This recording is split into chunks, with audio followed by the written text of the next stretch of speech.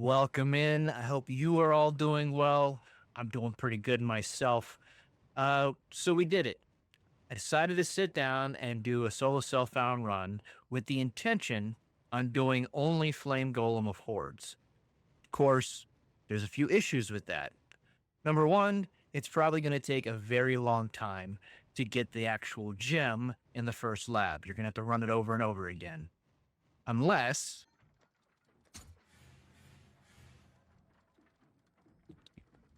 no fucking way. No fucking way. This was the first run. Okay. So I got a little lucky.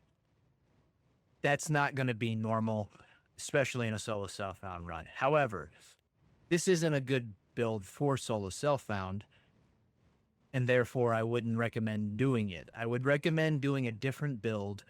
You could do other ones. You could do even carry-on golems, or you could do any other kind of witch build that is all about minions. It doesn't really matter.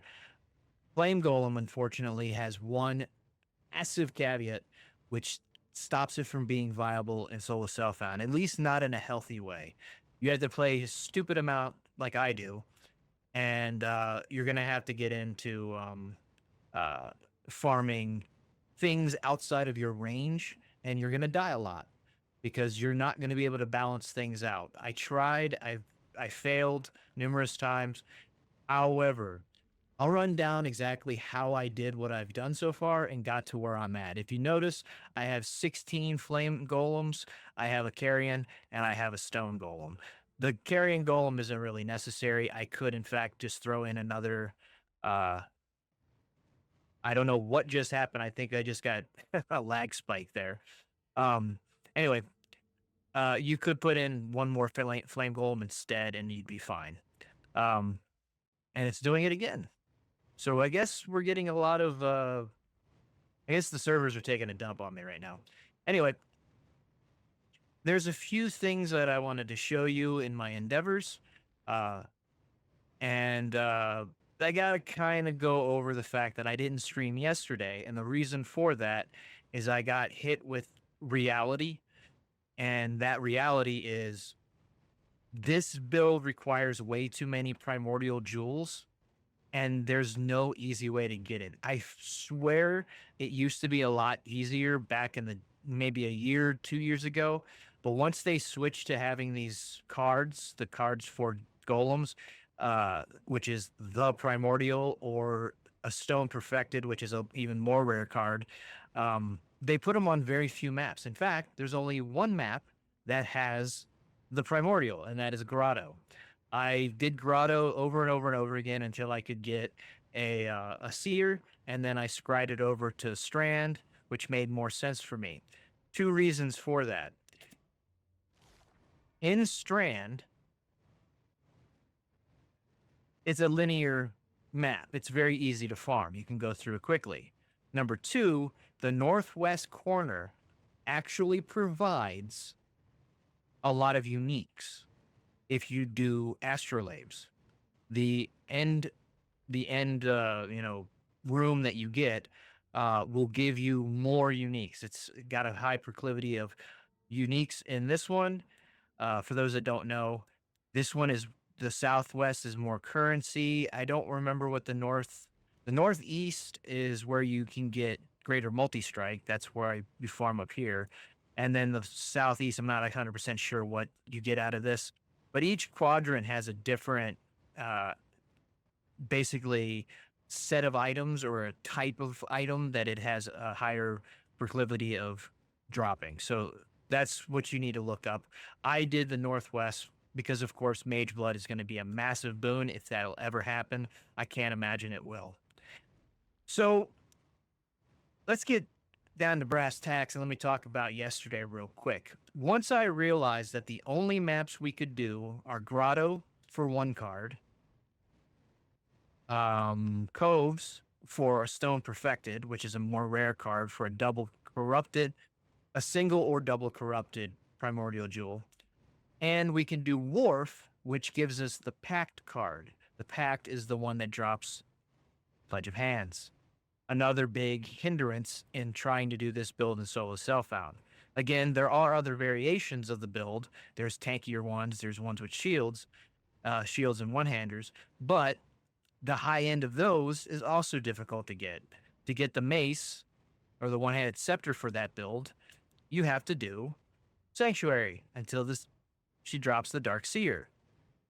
Then you have to get an Aegis Aurora. Good luck. That's I want to say a tier 1 or a tier 2 unique. Not going to be easy to get. So you're going to also have to deal with that.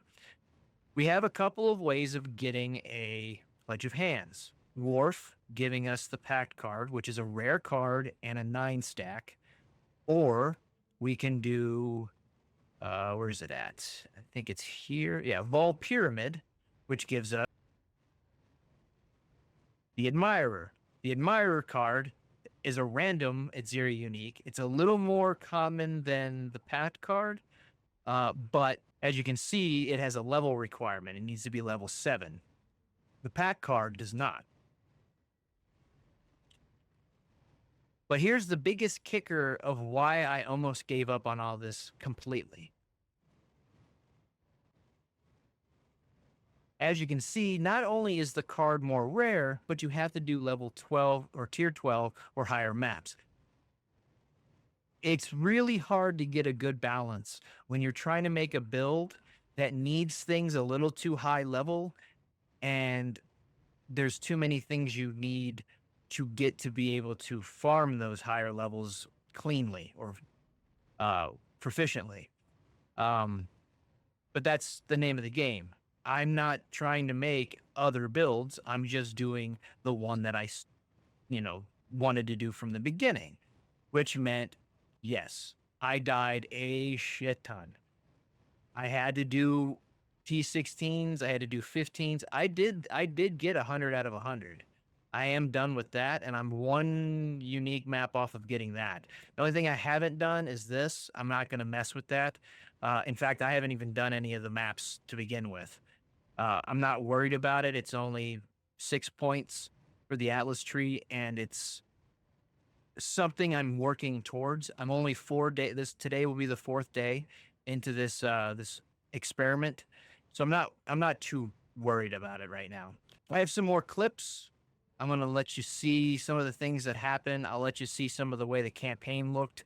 And the fact of the matter is, I didn't even have a primordial chain until I was done with the campaign. But I will tell you this, there's some ways of farming that, and I'll let you know how to do that. One of the ways to farm a primordial chain is to do, and I think I've mentioned this before, but I'll mention it again here. You want to do anything that has these chests, not these chests, these regular chests. You want to do as many as you can.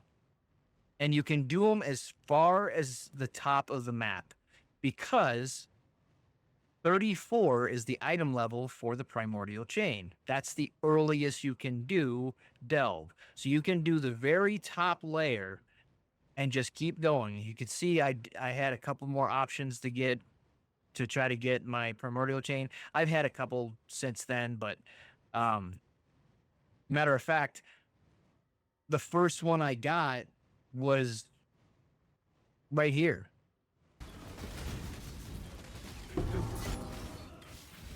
No way.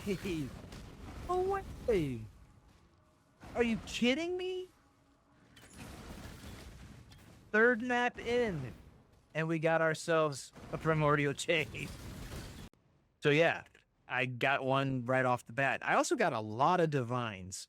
For some reason. In fact, my first divine. What?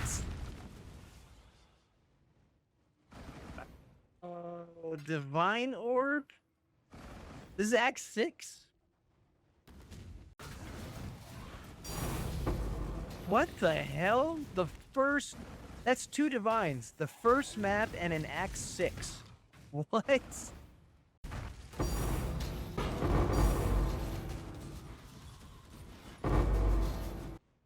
So yeah, there's a whole bunch of divines. I've had quite a few.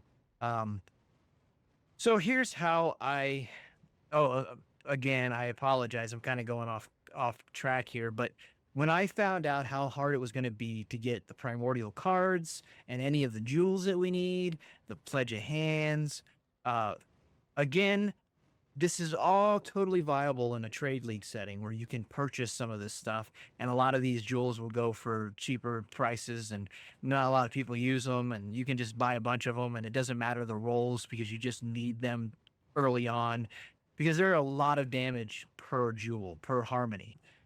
When I realized that, I got really frustrated and said, "You know what? Screw it. I'm not going to be able to do this build. I don't care anymore." And I pulled the gem out of my chess piece.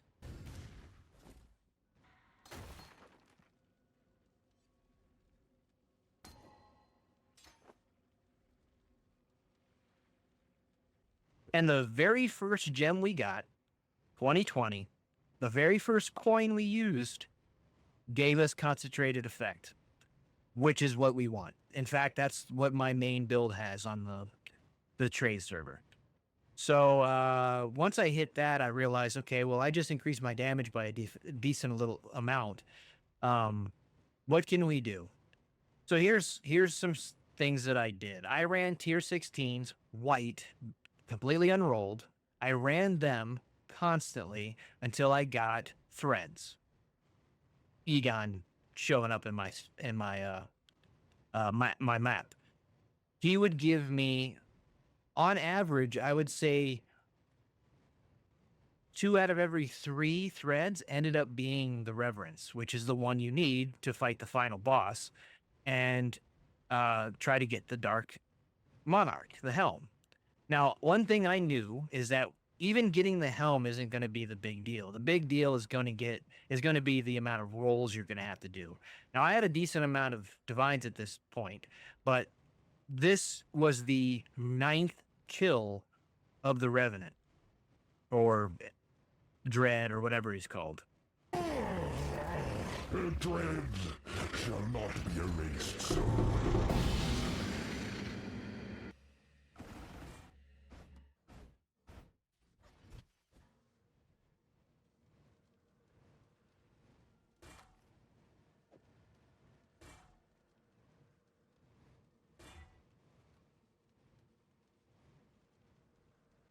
And there you go.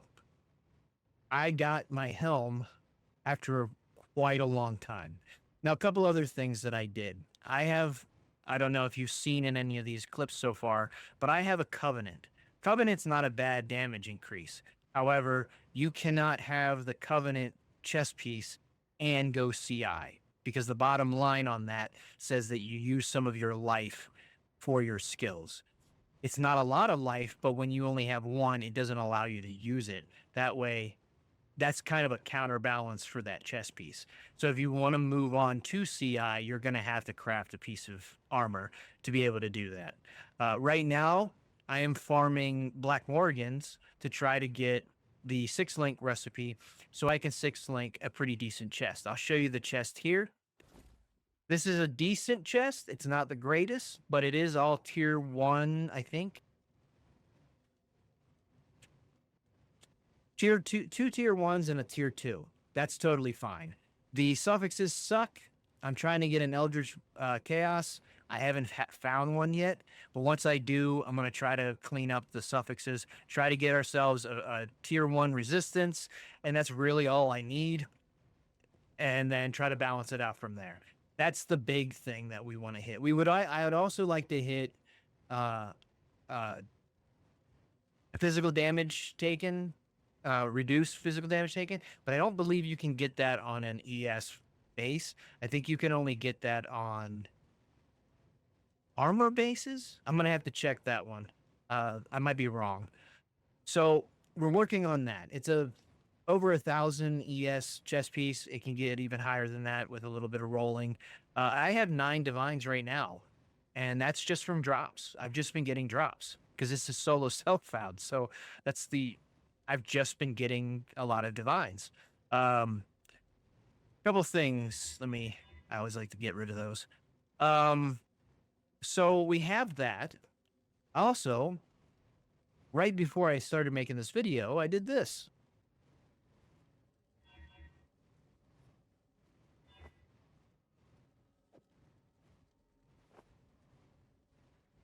So yeah, I have this pair of gloves here. Now, of course, we don't need we don't need those suffixes. I mean, a couple of them are fine. We would like to get decks. Another issue is we're probably going to have to spec into essences and start rolling this with essences so that we can get our dexterity. It's not a big deal. We could also farm horticrafting and try to get the attribute modifier reroll. That's another option. However, gloves, I believe, inherently can roll both dex or strength. I don't think it matters what kind of gloves. I might be wrong on that as well. This is just off the top of my head right now, but that's another option. We're gonna have to keep doing that until we get the correct rolls, and we'll be fine. Also, you can see I have a whole bunch of these saved up. I, in fact, have 12 of these just sitting here. This boss, early on, you could kill him. You could kill him without dying. In fact, a lot of these bosses you can kill without dying if you know the mechanics, but they take so long because the damage is low right now. And because of that, I don't really want to mess with killing this guy. Plus, the belt's not going to really help us. Early on, unfortunately, I don't have the clip of this. I got a Darkness Enthroned, and this Darkness Enthroned rolled with like a 50-something%.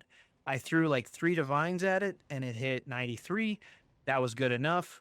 I left it at that. We have a couple of jewels in here. They're not the best. There's a little bit of damage, some dexterity made up on the gem here, or the jewel here. And then in the tree, I have a whole bunch of just regular ghastly eye jewels. Because that's all I can do right now. I did get this. Matter of fact, it took me a long time, but here's the clip for that. And then I just rolled it I tried to get renewal because I wanted renewal on the front. I did not get that. I got raise and pillage. So it just allowed me to put primordial bond. Just gives us some benefits. Some things that I want to note, because you're going to be farming the dread boss a lot. In fact, there's 3 things we need off of him.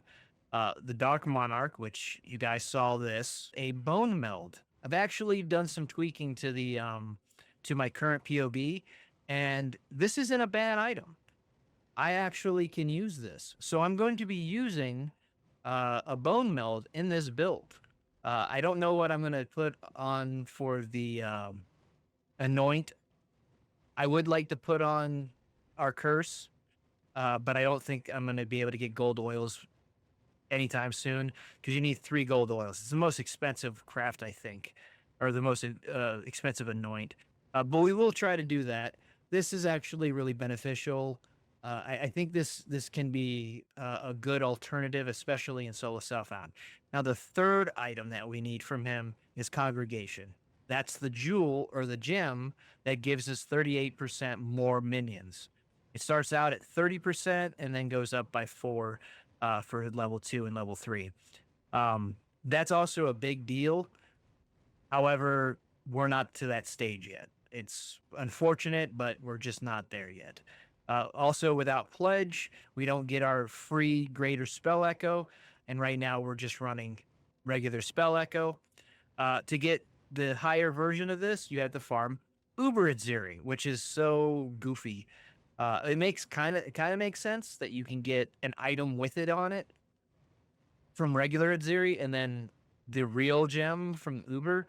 But farming either or is not going to be fun. So we're going to see what happens. Now, there's another thing we can do about Adziri. Another option to try to get a Pledge of Hands, there's 2. I showed you the card on here, the Pact from Wharf, and then I also showed you the Admirer from Vault Pyramid. But the other option is to run Alva Temples and try to get Adziri as one of the rooms. If you can get a tier 3 Throne of Adziri, you can fight her just doing that, and you don't have to do the entire dungeon. One of the crappiest parts about Adziri is there's 2 bosses before her, and the first one you have to wait, I think it's like almost a minute long before they even come up, or it's like 30 seconds to a minute. It's just so frustrating. And then you also have to kill the other 2. You know, you have to kill the bosses, and then you can fight her. It takes too long. When you could just do a throne in an incursion and maybe get another couple of rooms that are useful. So with that being said, that is another option to farm Pledge of Hands.